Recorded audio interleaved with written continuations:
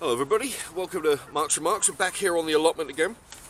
Today I'm going to do a quick tutorial on how to grow the chicken fodder. You've seen on my windowsill, I've been growing it on there and just showing you the results. Now, first thing you need, I'll do a quick tutorial. A couple of trays. I'm using aluminium trays here. You can use plastic trays that you might get from a Chinese takeaway, or you can buy them from Poundland. Any trays like that, and they're small, or you can go upgrade and any big trays you can find. Doesn't matter the size, bigger the better. You take two. The top one has lots of holes poked in them for drainage. The bottom one doesn't, because that's going to stop the water from going all over your table or windowsill or wherever you have them. The idea is you take grains or seeds, or in this case, these are just wild bird seeds. 1 pound from the Poundland, 1.4 kilos. There you go. And let's see. Actually, ideally, you would have these in a cup, soaking for like 24 hours, just to give them a head start.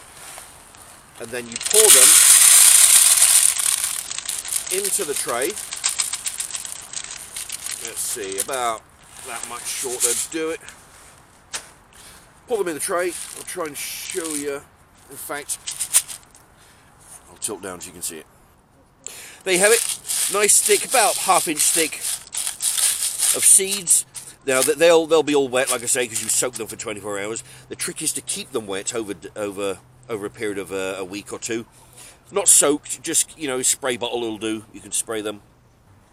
Right, now you have your soaked seeds in there. Water will be dripping out the drainage holes. You have your tray, and basically you sit it on the windowsill and squirt it with water. If you don't have a squirter, run it under the tap. Let it drain. Don't let it soak in the water. And leave it there. And providing you've got good weather, good sunlight, good warmth, should take approximately 10 days to 2 weeks to get to this. In fact, I've got one in the bag that's even better than this one. You see, all the seeds, they've sprouted. The chickens will be eating all this. There's no dirt in here. So all this white is matted roots. They mat, and it comes into one thick carpet. There you have it. So you've got your seeds, you've got your roots, you've got your greenery. Pure goodness. Pure goodness. There you go. And you can, if you have rabbits, chickens, goats, cows. I think even cats would like that. Cats, possibly, if they'll eat that. Then anything that's a herbivore that would eat this, you can feed them. So no matter what animals you have in your yard, there's something for everybody. There we go. That's the one I just showed you.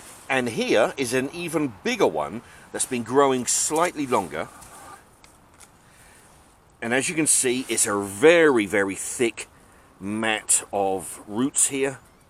You've got your grains that are partly baked, partly not baked, grown. But okay, let's put this over. There you go. And hopefully they'll be munching on that.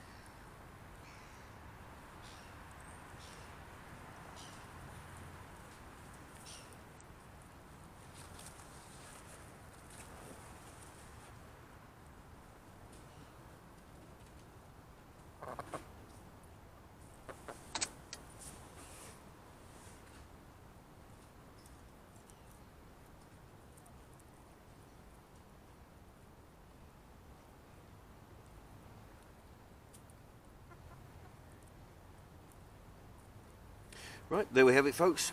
That's how you make chicken fodder, cheap food for your chickens, and they seem to like it. Right, thank you very much for watching.